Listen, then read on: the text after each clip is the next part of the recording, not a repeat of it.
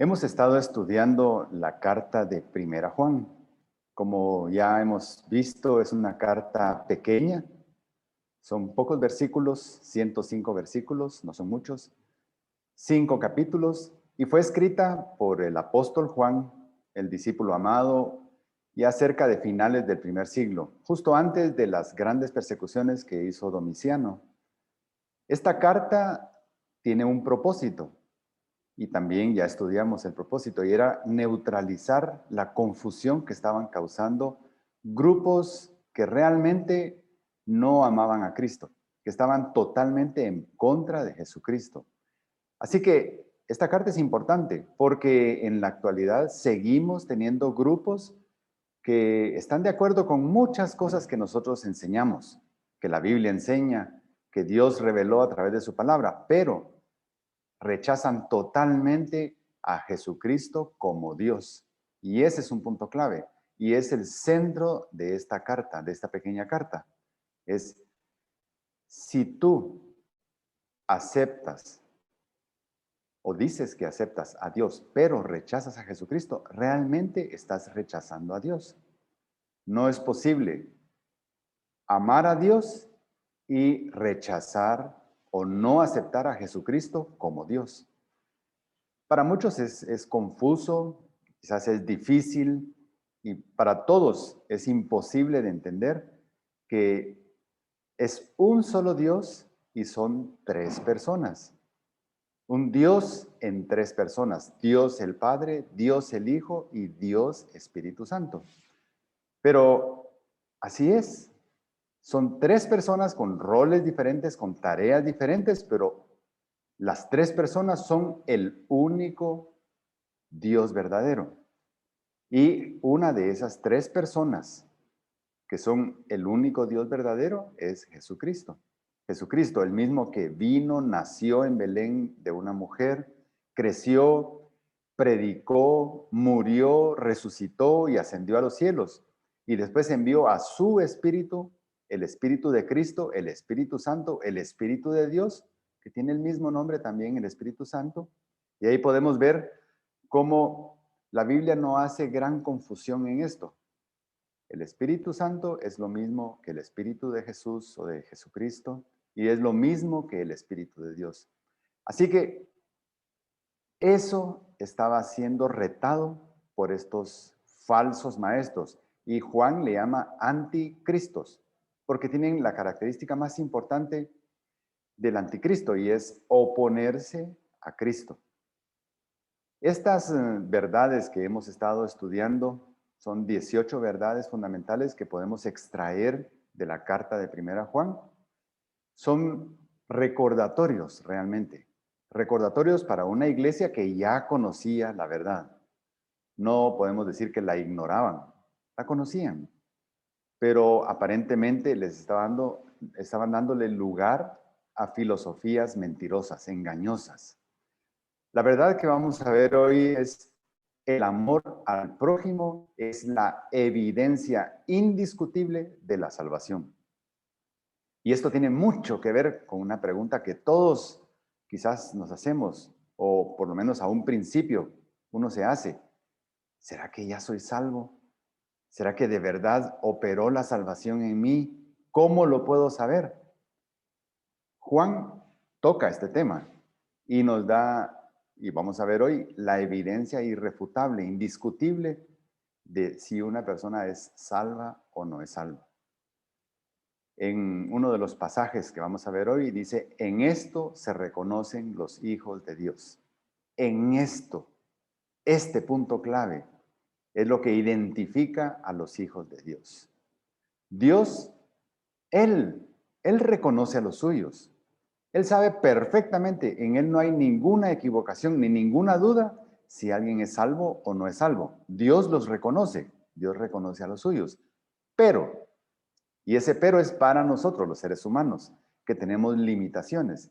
Pero los seres humanos necesitamos ver evidencia para identificar a un salvo. Sin evidencia, nosotros no podemos identificar a un salvo. O sea, un salvo podría pasar anónimo, si esconde su evidencia. Pero Juan nos dice, esta evidencia es fuerte, es intensa. Esta evidencia rebasa muchas veces nuestro intento de ocultarla. ¿Por qué? Porque Dios, si ya somos salvos, mora en nosotros. Y Dios regenera al ser humano. Y un ser humano regenerado ya no es el mismo. Ya no es el mismo que era antes de conocer al Señor como su Salvador. Esto lo vamos a encontrar en 1 Juan, capítulo 3, del versículo 10 al 15.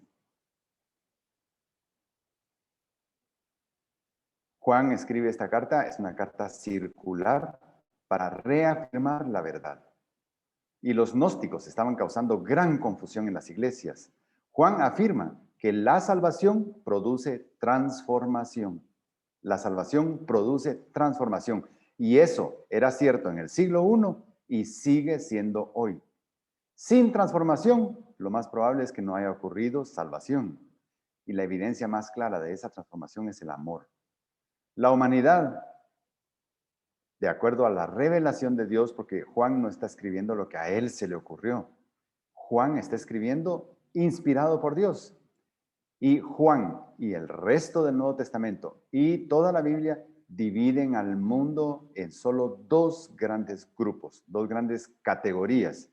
Los que son hijos de Dios o los que son hijos del diablo. Y el énfasis no está en la conducta, en la ética, en las buenas costumbres, en el civismo. Ahí no está la diferencia. La diferencia es, ¿he reconocido a Jesucristo como mi Señor y Salvador o no he reconocido a Jesucristo como mi Señor y Salvador? Porque, como vimos la vez pasada, en ambos grupos hay pecado. En ambos grupos se cometen errores. En ambos grupos hay consecuencias de ese pecado que se comete. Ambos grupos, los hijos de Dios y los hijos del diablo, ambos son creación de Dios. Ambos tienen una naturaleza pecaminosa. Eso ya lo vimos, fueron las conclusiones del tema anterior. Pero la gran diferencia es, ¿soy hijo de Dios o no soy hijo de Dios? Y si no soy hijo de Dios, soy hijo de alguien más, hijo del diablo. No hay término medio. O somos salvos o estamos condenados. Sin embargo, los anticristos, estos gnósticos y muchos anticristos que hay hoy en día, quieren abrir una tercera opción. Ser salvos manteniendo una conducta agradable al mundo. Esa es una tercera opción. No tienes por qué entrar en conflicto con el mundo. Tú puedes seguir haciendo todo lo que al mundo le agrada y ser salvo. Esa es una mentira. Ese es un engaño. Y ese es el tipo de engaño que se estaba infiltrando en la iglesia en el siglo I. Y es el tipo de engaño que está penetrando grandemente en las iglesias, grandes, pequeñas y de todo tipo de denominación. Está entrando este tipo de posición. Ser salvo manteniendo mi estilo de vida mundano. Así que Juan, inspirado por el Espíritu, aclara que esa tercera opción es imposible. Solo en Jesús hay salvación y el mundo odia a Jesús. Vamos a ver más adelante. Tú puedes hacer lo que quieras en relación con el mundo y para el mundo está bien. Pero cuando se escucha la palabra de Jesús, todo cambia. Antes de empezar nuestra lectura bíblica, yo quisiera que oráramos. Señor, gracias porque tú inspiraste a Juan a escribir esta pequeña carta con tantas verdades importantes para nuestra vida. Y la verdad que vamos a ver hoy, que el salvo produce evidencia, nos llena de paz, porque nos puede dar la confirmación de que realmente somos tus hijos. Gracias, Señor, porque podemos leer y estudiar este pasaje con libertad, en un país que permite hacerlo, sin restricciones. Y, Señor, Pedimos que así siga por mucho tiempo. Pero si un día llega la persecución intensa, que podamos mantenernos firmes a pesar de la persecución, fieles y leales a ti en todo momento. Te bendecimos, Señor, y agradecemos estos momentos que vamos a pasar estudiando tu palabra en el nombre de Cristo. Amén. Así que el texto que vamos a ver está en 1 Juan 3, 10 al 15 y dice, en esto se reconocen los hijos de Dios y los hijos del diablo. Todo aquel que no practica la justicia no es de Dios. Tampoco aquel que no ama a su hermano. Porque este es el mensaje que ustedes han oído desde el principio, que nos amemos unos a otros. No como Caín, que era del maligno y mató a su hermano. ¿Y por qué causa lo mató? Porque sus obras eran malas y las de su hermano justas. Hermanos, no se maravillen si el mundo los odia. Nosotros sabemos que hemos pasado de muerte a vida porque amamos a los hermanos. El que no ama permanece en muerte. Todo el que aborrece a su hermano es un asesino. Y ustedes saben que ningún asesino tiene vida eterna permanente en él. Un texto corto, 6 versículos, pero contienen una gran verdad. Contienen la forma más clara de confirmar si yo soy salvo o no soy salvo. Este es para un autoanálisis, no solo es para evaluar a los demás, para ver si los demás son salvos o no. Es para que yo mismo me evalúe. Y empieza en el versículo 10 diciendo, en esto se reconocen los hijos de Dios y los hijos del diablo. En esto se reconocen. Esta es su nueva identidad. Esto es lo que los distingue del resto de la humanidad. Esta es la evidencia visible y pública de transformación. Este es el testimonio externo de lo que ocurrió ya internamente. Todo eso sí quiere decir estas breves palabras. En esto se reconocen. Sin esta evidencia, el cambio que supuestamente ya ha ocurrido internamente es totalmente invisible. Así que si ha ocurrido una regeneración, si ya somos salvos y hay transformación, hay evidencia que es visible. En esto conocerán todos que son mis discípulos.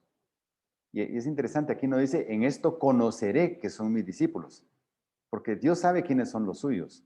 Pero dice, en esto conocerán todos. Los que no pueden ver el corazón, conocerán que son mis discípulos si se tienen amor los unos a los otros. Si no hay amor evidente, porque no lo he cultivado, porque lo estoy reprimiendo, a pesar de que el Espíritu me está hablando a mi corazón que no está bien lo que estoy haciendo. Si yo retengo el amor, lo escondo, los demás no van a poder saber que yo soy de Cristo. Y es como Jesús decía, nadie pone una lámpara tapada con un canasto, con algo, sino que una luz se pone en alto para que alumbre. Pero muchos de nosotros, a veces por temor y muchas veces también temor infundado, escondemos nuestra luz. Y los demás que no son salvos y que están a nuestro alrededor, ni siquiera se dan cuenta que yo soy un salvo, porque escondo mi luz y no permito que la vean.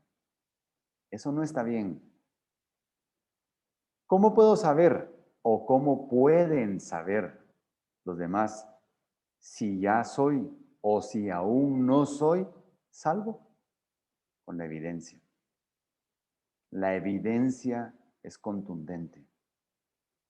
La evidencia es contundente para autoevaluarme y la evidencia es lo que los demás pueden ver de mí y que da testimonio de mí de que yo soy salvo. Y esa evidencia es la que Juan está presentando hoy. Los hijos de Dios son salvos al creer por fe en el sacrificio de Jesucristo. No hay otro camino.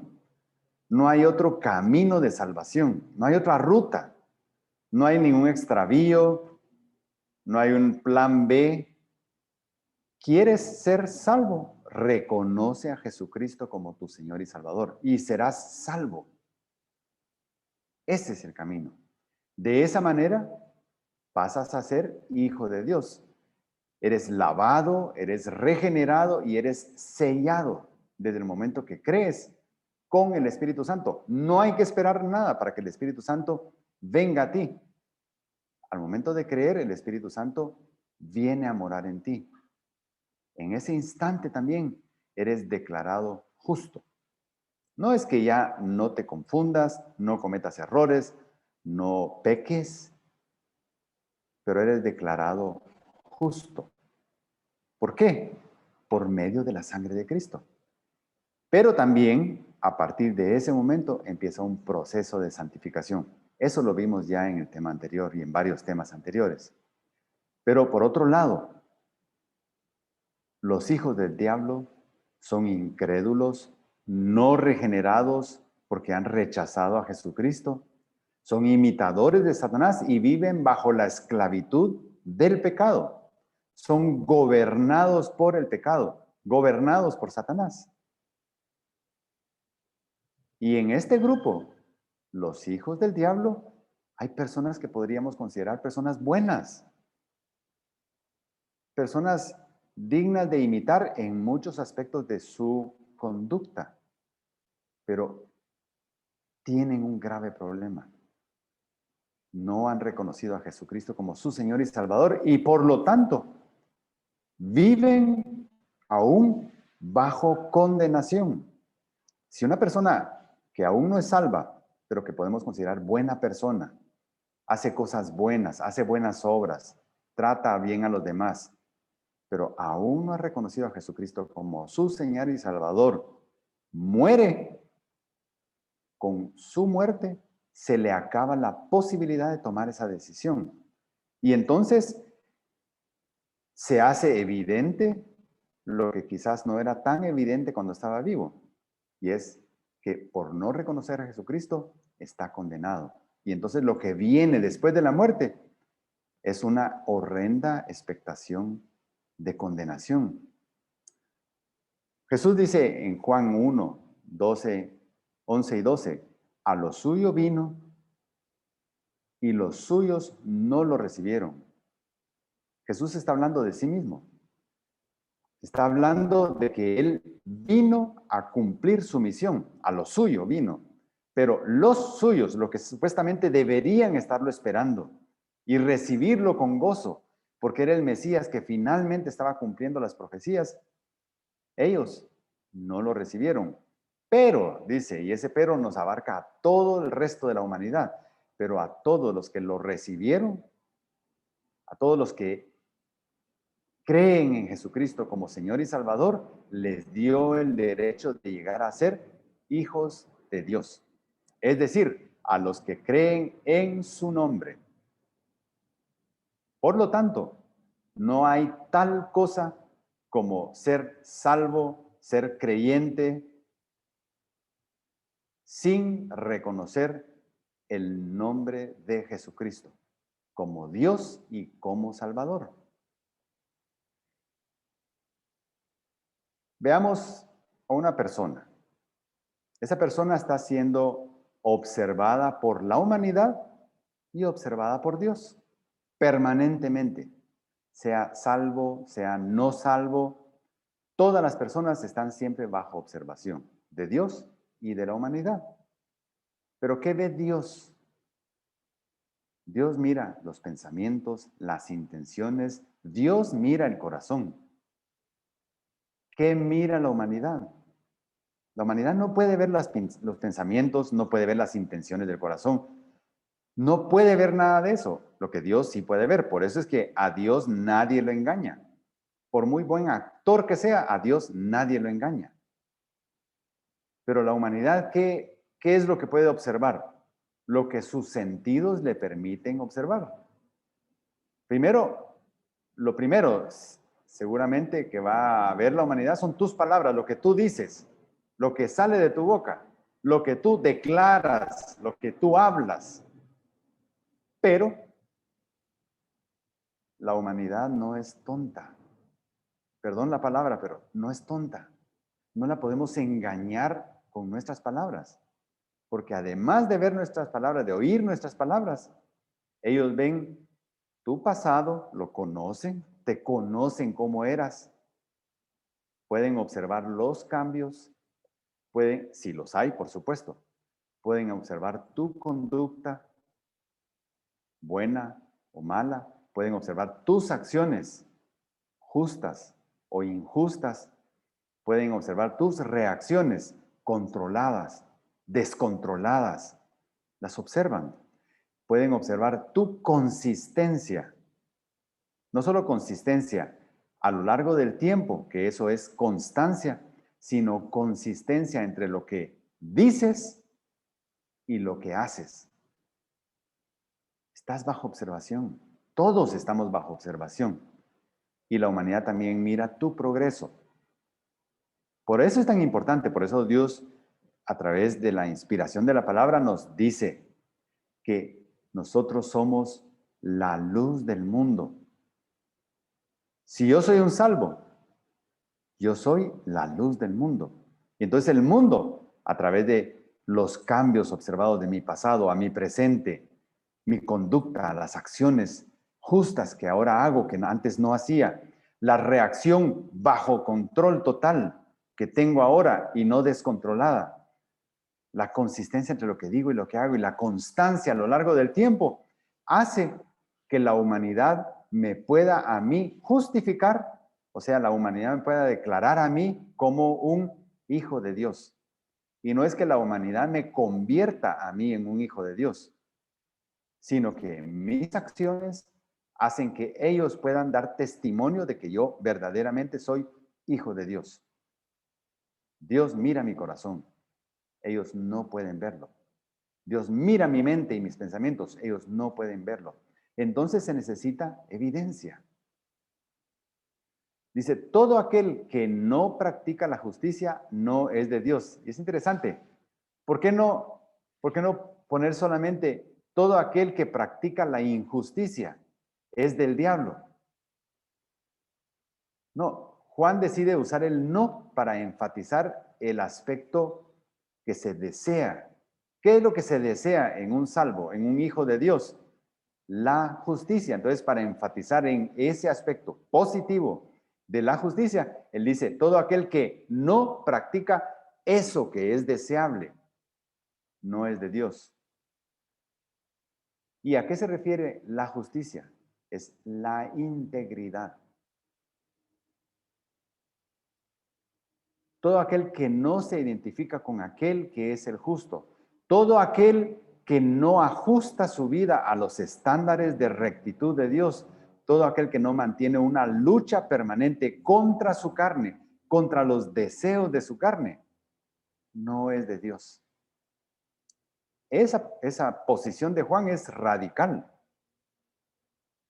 Y a nosotros nos debe poner en alerta, porque si yo realmente no busco la integridad, no busco la rectitud que Dios desea, no busco apegarme a sus estándares y no me identifico con el justo, no tengo ese conflicto en mi conciencia cuando hago algo malo, que el Espíritu me redarguye por medio de mi conciencia y me dice, no, está bien lo que hiciste.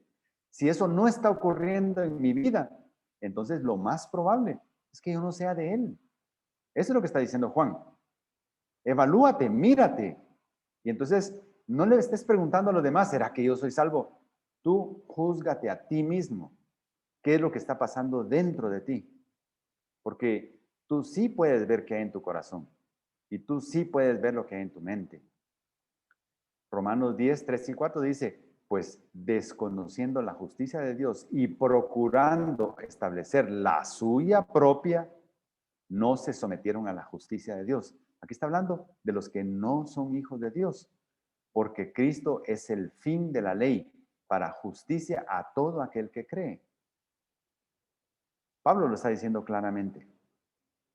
Cuando tú quieres establecer tu propia justicia y rechazar la justicia de Dios, es porque tú no eres de Él. Pero gracias a Dios que la gran mayoría de los que sienten que son salvos, en su interior está ocurriendo esa lucha, ese debate entre lo que practico y lo que debería practicar. Y si ese debate está ocurriendo, el Espíritu está trabajando en mí y yo soy de Él. Yo soy de Él. Gálatas 5, 16 y 17, escrito también por Pablo, inspirado por el Espíritu, dice, anden por el Espíritu. Si ustedes andan por el Espíritu, no cumplirán el deseo de la carne. No estarán resbalando constantemente en pecados producto de su propia naturaleza pecaminosa, que aunque sea salvo, la tengo, porque el deseo de la carne es contra el Espíritu y el del Espíritu es contra la carne, pues estos dos se oponen el uno al otro, de manera que ustedes no pueden hacer lo que deseen. Es debate, es lucha. ¿Y saben una cosa? Eso, exactamente eso, es la guerra espiritual. A veces se lleva el concepto de guerra espiritual a otras ideas, pero la guerra espiritual más difícil de todo creyente es esa lucha interna entre saber lo que le agrada a Dios y estar luchando en contra de lo que mi carne, mi naturaleza pecaminosa quisiera hacer. Y para esa guerra espiritual tenemos armadura dada por Dios. Y uno de los pilares de esa armadura es la integridad. Otro pilar muy importante es la veracidad. Si yo soy íntegro y soy veraz, o sea, vivo haciendo lo correcto o buscando hacer lo correcto a los ojos de Dios, no de los hombres, y digo la verdad siempre. Yo estoy ya de esa manera, solo con esos dos elementos estoy bastante protegido a los ataques del diablo, porque el diablo siempre va a buscar mi lado débil. Pero si yo no le muestro a Satanás lado débil, porque no lo tengo, porque vivo en integridad y en rendición de cuentas con Dios y con los hombres, y digo la verdad, no hay por dónde me pueda atacar. Tampoco aquel que no ama a su hermano. Y tampoco, dice, tampoco significa tampoco es de Dios, así como el pasaje anterior. Tampoco es de Dios aquel que no ama a su hermano. Énfasis en el amor. Y aquí está negando el amor. Entonces, identifica a alguien que no es de Dios. El amor es la evidencia indiscutible de un nuevo nacimiento. Amar al prójimo es un mandamiento divino para todos sus hijos. Juan 8:47 dice, el que es de Dios escucha las palabras de Dios. Por eso ustedes no escuchan, porque no son de Dios. Ahí Jesús le está hablando a gente incrédula, que le quería hacer daño, que no creía en sus palabras, no creía en su ministerio, no creía en su deidad, no creía en Él como Salvador. Entonces Jesús dice claramente, por eso es que ustedes no escuchan las palabras de Dios, porque no son de Dios. Así de simple.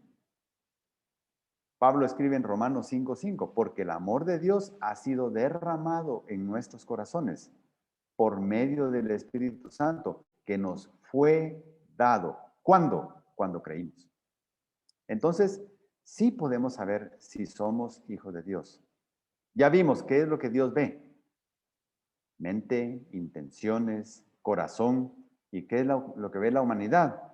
Y lo que ve la humanidad, además de nuestras palabras, y las contrasta como en una balanza, podemos resumirla en, la humanidad observa tu integridad y observa tu amor. Si la humanidad observa tu integridad y tu amor, con toda seguridad va a saber que no eres de ellos. No eres de ellos. Estás en el mundo, Si eres un salvo, estás en el mundo, porque eso es inevitable. Estamos en el mundo, pero lo que sí es evitable es ser del mundo. Estamos en el mundo, pero no somos del mundo. Ahora, es importante que estemos en el mundo, porque en este mundo es donde hay que hacer la tarea de hablarle a otros de Dios, de la salvación, del plan de Dios para cada persona. Es aquí que se hace. Y no se hace entre cristianos, entre salvos. Se hace a los que no conocen. O sea, sí tenemos un mandato para entrar en contacto con el mundo, pero con un propósito: dar testimonio, que nuestras palabras sean consistentes con nuestras acciones y presentar el evangelio de salvación. Porque este es el mensaje que ustedes han oído desde el principio, que nos amemos unos a otros. Juan enfatiza cuál es el mensaje original, el mensaje no adulterado, el que Cristo predicó durante su ministerio. El mismo mensaje que fue predicado por los apóstoles, que fueron enseñados y enviados por Jesucristo cuando Él estuvo acá. Ese mensaje es el que ha quedado plasmado en las páginas del Nuevo Testamento. Pero los gnósticos querían sustituirlo con sus ideas filosóficas engañosas. ¿Cuál es ese mensaje que hemos oído desde el principio? Y que nosotros, al leer la Biblia, es como que estuviéramos escuchando a Jesucristo en persona. Es como que estuviéramos escuchando a los apóstoles, al apóstol, a los gentiles, Pablo, a Juan, a Pedro. Si leemos las páginas de la Biblia, estamos escuchando el mensaje no adulterado de Dios. Y dice que nos amemos unos a otros. Y lo interesante es que no es un amor para ser salvos, sino es un amor, es un amarnos porque somos salvos. Esa es una gran diferencia. El amar no es lo que nos lleva a la salvación. El amar al prójimo es el resultado de la salvación. Juan 15:12 dice, este es mi mandamiento, y lo está diciendo Jesucristo en persona. Este es mi mandamiento, que se amen los unos a los otros, así como yo los he amado. Miren qué estándar nos está poniendo Jesucristo. Amen a los demás, así como yo los amo a ustedes. ¿Qué hizo Jesús por amor? Nosotros. Se sacrificó, llevó el amor hasta las últimas consecuencias. Ese es el estándar de amor. No como Caín. Y aquí Juan pone un ejemplo muy triste. No como Caín, que era del maligno y mató a su hermano. ¿Y por qué causa lo mató? Porque sus obras eran malas y las de su hermano justas. Caín es un ejemplo de un corazón envidioso, totalmente opuesto al amor. Es ejemplo de una vida controlada por el maligno. Es ejemplo de esclavitud al pecado y a la carnalidad. Y miren qué dice, vamos a Génesis, para ver exactamente lo que la palabra revela de que ocurrió ahí. Génesis 4:4 y 5 dice, el Señor, después de que cada uno había presentado su ofrenda, Caín y Abel habían presentado su ofrenda, dice, el Señor miró con agrado a Abel.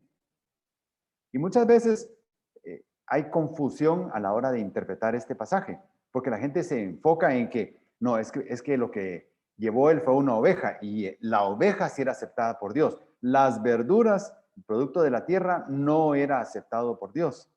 No es así.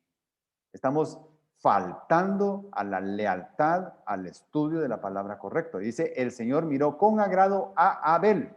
¿Qué significa? Lo acabamos de ver hace un momento. Dios mira el corazón. O sea, Dios miró el corazón, miró las intenciones, miró los pensamientos de Abel y luego miró su ofrenda. Dice, pero el Señor miró con agrado a Abel y su ofrenda. Pero no miró con agrado a Caín, ni su corazón, ni su conducta, ni sus pensamientos, ni sus acciones. Y por supuesto, eso es suficiente para anular las ofrendas. ¿Y por qué estamos tan seguros de que algo producido por la tierra sí es aceptable por Dios? Porque en la misma ley se establecen ofrendas y las ofrendas a veces son de cereales. ¿De dónde vienen los cereales? De la tierra. Entonces no podemos decir que Caín fue rechazado porque trajo productos de la tierra y Abel fue aceptado porque trajo un cordero. No, Dios estaba viendo el corazón y vio el corazón puro de Abel y el corazón impuro, envidioso, carnal, pecaminoso y entregado a Satanás de Caín. Dios aceptó a Abel, Dios rechazó. Entonces el Señor dijo a Caín, ¿por qué estás enojado? Yo te rechacé, pero ¿por qué estás enojado? Si haces bien, ¿no serás aceptado? Si tu interior, tu corazón, tu mente cambia, no serás aceptado. Y esto es lindo. ¿Saben por qué? Porque esto nos recuerda que todo pecador, todo hijo del diablo, como Juan lo presenta acá, tiene oportunidad de pasar a ser hijo de Dios. No hay casos que ya no puedan ser resueltos.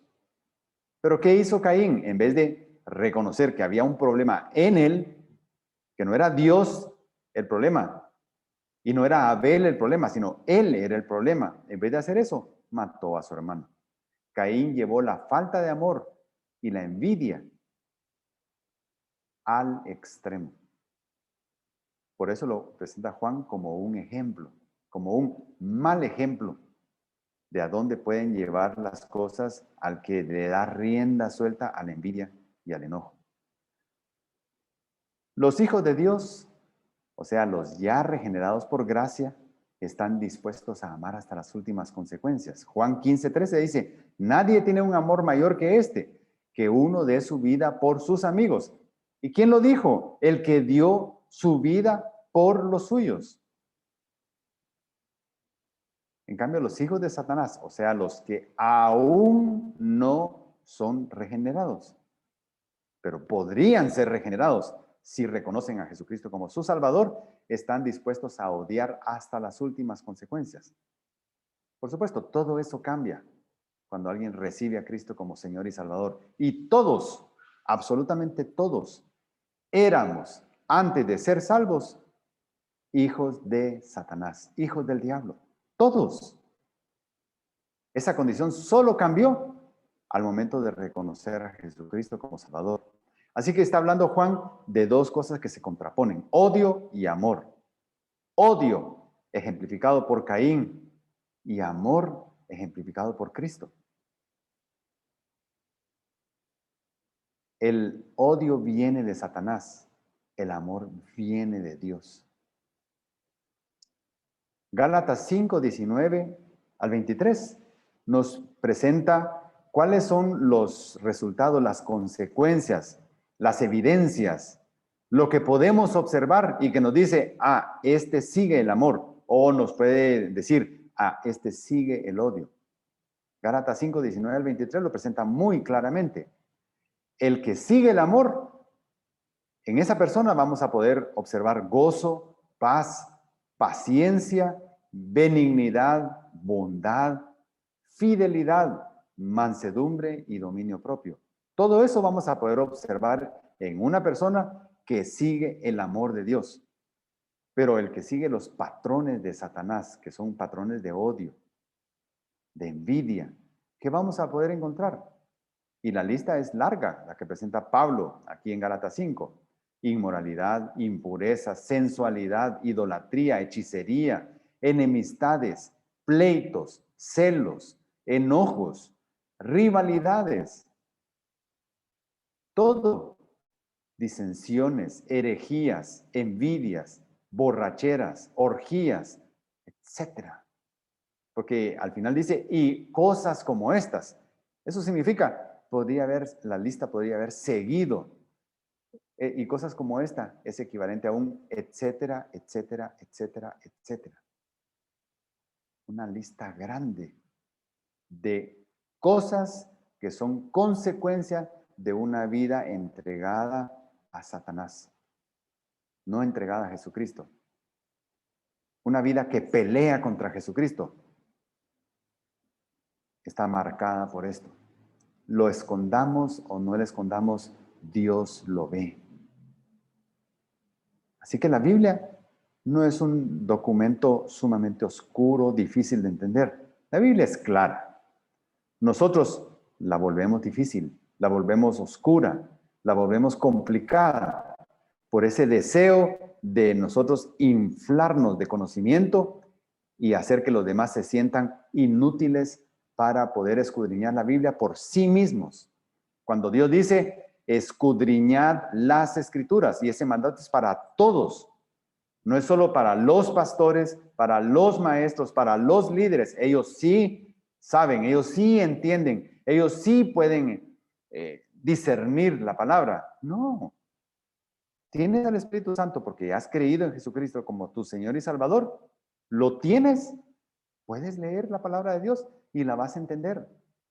Busca una versión sencilla, con un lenguaje sencillo, y vas a entenderla. No te vas a perder. No es malo leer tu Biblia, tú mismo. Y no tienes que estarle preguntando a todo el mundo si lo que leíste es así o no es así. No, deja que el Espíritu te diga, que te hable a tu corazón y te haga entender la verdad. Hermanos, no se maravillen si el mundo los odia. Y es interesante, le está hablando a creyentes, a salvos, por fe en Jesucristo. Por eso les llama hermanos. No se maravillen, no se extrañen, no se sorprendan. Y también no tienen por qué ser políticamente correcto, con tal de no entrar en conflicto con la humanidad. No se extrañen, no se sorprendan, pero más importante, no se preocupen. Si ustedes están haciendo lo correcto y eso desagrada, eso levanta los ánimos de los incrédulos, pero ustedes están haciendo con integridad lo correcto, no se preocupen. No busquen congeniar con el mundo para ser políticamente correctos en su lenguaje, en sus acciones, sino tienen que ser correctos y rectos de acuerdo a la voluntad de Dios. Si siguen el camino de Abel, serán odiados por los Caínes. Y hay muchos Caínes en este mundo. Todos aquellos que odian a Cristo están siguiendo el camino de Caín. Juan 15:19 dice, si ustedes fueran del mundo, si ustedes fueran, aquí ya no está hablando de estar en el mundo, sino ser del mundo. Si ustedes fueran del mundo, el mundo amaría lo suyo, los amarían a ustedes. Pero como no son del mundo, solo están en el mundo, pero no son del mundo, sino que yo los escogí de entre el mundo, por eso el mundo los odia. Así que tranquilos, vamos a sentir la presión. Y máxime, si yo, por ejemplo, doy evidencia pública, una forma de ser evidente públicamente es, por ejemplo, bautizarme. Es un mandato de Jesucristo. Él lo dijo, no es invento de nadie. No es producto de la historia y de la religión, no. Jesucristo dijo, bautícense. ¿Cuál es el propósito del bautismo? Identificación pública de que yo soy de Cristo. No soy de nadie más, soy de Cristo. Cuando ustedes hagan eso, se van a dar cuenta que va a empezar a haber más presión. ¿Por qué? Porque ustedes están dejando de salir del anonimato y están teniendo una vista pública. Están diciendo públicamente, yo soy de Jesucristo. Entonces, se va a empezar a sentir una presión. Pero si yo mantengo mi salvación, mi regeneración oculta cubierta, tapada, mi luz tapada, entonces no vamos a sentir conflictos con el mundo. El mundo quizás no nos va a odiar, tampoco nos va a amar porque el mundo no ama. Pero, ¿por qué es? Porque estoy manteniendo escondida mi salvación. Por eso es importante el bautismo. Muchos lo rechazan, muchos no lo practican, porque dicen es una cuestión puramente religiosa. No, no es así. Es un mandato de Jesucristo para definición. Sirve para que uno se defina frente a la humanidad. No es para ser salvo. Ese no es el propósito del bautismo. El propósito del bautismo es salir del anonimato y definirme yo, soy de Jesucristo. Y a partir de hoy, si quieren fiscalizarme, fiscalizar mis actos, mis palabras, mis acciones, de acuerdo, háganlo. Y yo sé que a veces me voy a equivocar y voy a ser suficientemente vulnerable para pedir perdón. Si el mundo los odia, los desprecia, los aborrece y los quiere callar a toda costa, es porque también hicieron eso con Jesucristo. Hermanos, no se maravillen. No tenemos, si se dan cuenta, hagan este experimento. No tenemos problema con el mundo cuando compramos, vendemos bienes, servicios, prestamos servicios profesionales o técnicos, hacemos deporte, hacemos recreación, hacemos actividades culturales o musicales. No tenemos conflicto con el mundo. Cuando estudiamos o cuando enseñamos temas técnicos, científicos, incluso sociales, pero del lado técnico y científico, cuando desarrollamos actividades cívicas, humanitarias, no tenemos conflicto con el mundo. Pero prueben tocar el tema de Jesucristo como Salvador, como Dios, y de inmediato van a ver el cambio. ¿Por qué? Porque el mundo odia a Jesucristo. Pero muchos creyentes se quedan aquí, solo teniendo actividades con el mundo en donde no entran en conflicto con el mundo, pero jamás se atreven a tocar el tema de Jesucristo. Jamás se atreven a hablarle a su amigo que saben que está en condenación de ese gran regalo que ahora él ha recibido, sino que recibió el regalo y lo esconde, ya no lo comparte. Y lo que sí tienen que estar preparados es cuando hablen acerca de Jesucristo, la gente los va a tratar diferente y quizás duro. Y van a ser muy severos para juzgar sus acciones. Nosotros sabemos que hemos pasado de muerte a vida porque amamos a los salvos, a los hermanos, porque amamos a los hermanos. Y esta palabra sabemos, hay varias palabras en griego para este concepto, pero en vez de ser ginosco, o de ahí viene la palabra conozco, podría decir aquí, nosotros conocemos que hemos pasado de muerte a vida, pero el autor original, Juan, en vez de usar ginosco, usó el otro concepto que es oida. Oida también significa sabemos, pero es diferente a ginosco. Ginosco es más intelectual, más teórico, más abstracto. Oida es experimental. Sabemos por la evidencia fidedigna percibida con los sentidos. Ese es oida. Por eso es importante a veces irnos al idioma original. Y para eso hay herramientas sencillas. No es que yo sepa griego. Honestamente, no es que yo sepa griego. Pero hay recursos, hay herramientas que yo puedo accesar para buscar qué palabra original fue traducida, cómo sabemos en esta versión, y entonces investigar esa palabra qué significa. Y es un saber, ya como les dije, basado en la experiencia fidedigna percibida por los sentidos. Es experimental, no es un conocimiento abstracto, teórico. Eso quiere decir que nosotros sabemos que somos salvos porque lo experimentamos en nosotros. Experimentamos la transformación en nuestra vida. Nos reconocemos diferentes hoy a lo que éramos antes. Y eso no es mérito nuestro. No es porque qué bueno soy yo, qué capaz soy yo para hacer ese cambio. No, es el Espíritu Santo el que da fruto. No es mi fruto. Y eso debe estar claro. No es mi fruto. El amor, el gozo, la paz, paciencia. Todo eso no es mi fruto. Es fruto del Espíritu operando en mí.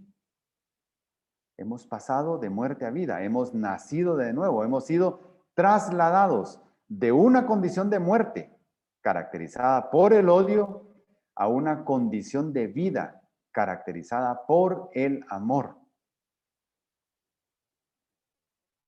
Juan 5:24, Jesús diciéndolo dice, en verdad les digo, el que oye mi palabra y cree al que me envió, tiene vida eterna. Ya la tiene asegurada y no viene a condenación, sino que ha pasado de una condición de muerte a una condición de vida. Ha pasado de estar caracterizado por el odio a estar caracterizado por el amor. El que no ama permanece en muerte. Si la evidencia que percibimos con los sentidos es de odio, si no nos nace del corazón amar, si el Espíritu Santo no nos redarguye por medio de nuestra conciencia que estamos siendo incorrectos, que no estamos amando, si no ocurre ese redarguir en nosotros, si no nos sentimos en deuda con Dios por el amor recibido, lo más seguro, como dice Juan, es que permanecemos en muerte. No somos de Dios. Aún no tenemos una relación personal con Él y aún vivimos en condenación. Así que, ¿a quién le toca evaluar? No es que vaya corriendo yo con mi pastor y que le pregunte, mire, ¿usted cree que yo ya soy salvo? Con el estudio de hoy, cada uno sentémonos un rato con una tacita de café o de té y meditemos. ¿Cómo está mi corazón? ¿Cómo está mi mente? ¿Cómo está mi ser interior? ¿Ha sido regenerado? ¿Ha sido cambiado por Jesucristo? ¿Cristo mora en mí? ¿El Espíritu me redarguye cuando no estoy haciendo lo correcto? ¿Sí o no? Y entonces, quien debe responder la pregunta, si soy salvo, no es otro acerca de mí. Soy yo mismo el que debo responderlo. Y al tener esa respuesta, tenemos que tomar acciones inmediatas. Inmediatas. ¿Saben por qué? Porque la vida no la tenemos comprada y no sabemos ni siquiera cuánto tiempo vamos a durar. Todo el que aborrece a su hermano es un asesino. ¿Cómo? Yo no he matado a nadie. Jamás. Jamás. ¿Pero qué dice Jesús? El estándar que estableció Jesús es muy superior al estándar que estableció la ley de Moisés, dada por Dios. En la ley decía que si uno mataba a su hermano, uno era reo de muerte por haber matado. Pero nosotros sabemos, porque Jesús así lo enseñó, que no es necesario matar a una persona para causarle un daño grave. El odio, la falta de amor, la envidia, tienen el mismo ADN que el asesinato. Si nos fuéramos al genoma del odio y lo viéramos como miramos el ADN del ser humano, y nos fuéramos al genoma del odio, encontraríamos que tienen los mismos elementos que el genoma del asesinato. Así lo presenta Jesús. El deseo de causar daño, la premeditación, la alevosía y la ventaja son elementos que están en el odio y en el asesinato. En ambos están esos elementos. ¿Qué dijo Jesús en capítulo 5, 21 y 22 en Mateo? Ustedes han oído que se dijo a los antepasados, y ahí está hablando de la ley, no matarás. Clarísimo, eso viene de la ley de Moisés, de los 10 mandamientos. Y cualquiera que cometa homicidio será culpable ante la corte. Pero, y ese pero es Ese era el estándar que ustedes estaban acostumbrados. Yo no he matado, no soy culpable. He odiado, sí. He maltratado a mi hermano, sí. He sido envidioso de mi hermano, sí. Pero no lo he matado. Entonces no soy culpable de muerte. Pero, dijo Jesús, yo les digo, todo aquel que esté enojado con su hermano será culpable ante la corte. Y cualquiera que diga insensato a su hermano será culpable ante la Corte Suprema. Y cualquiera que diga idiota será merecedor del infierno de fuego. ¿Qué está haciendo Jesús ahí? Está subiendo el estándar. No es necesario que mates a tu hermano con odiarlo, con envidiarlo, con hablar mal de él, con levantar falsos testimonios, con atentar contra su reputación. Estás haciendo lo mismo que un asesinato, porque estás causando un daño irreparable con premeditación, alevosía y ventaja. Eso es Biblia, eso es Nuevo Testamento, eso es Jesús enseñándonos nuevos estándares. Así es como debemos vivir. ¿Y es fácil hacerlo? No, no es fácil. ¿Es posible hacerlo con nuestras fuerzas? No, es imposible. ¿Pero es posible hacerlo? Sí, con la ayuda del Espíritu Santo. ¿Y cómo lo tengo? Creyendo en Jesucristo como Señor y Salvador, y ya que está en mí, permitiéndole gobernar mi vida. Ese es el camino. No hay otro. No hay vuelta de hoja. Y ustedes saben que ningún asesino tiene vida eterna permanente en él. Ya en el contexto, sabemos que no está hablando aquí de que un asesino no pueda ser perdonado. No está hablando de eso. El contexto nos está hablando aquí de el asesino como sinónimo de un no salvo. Y ustedes saben que ninguno que aún no sea salvo tiene vida eterna. Eso está diciendo. Y ustedes saben que ningún incrédulo tiene vida eterna, que ningún condenado tiene vida eterna.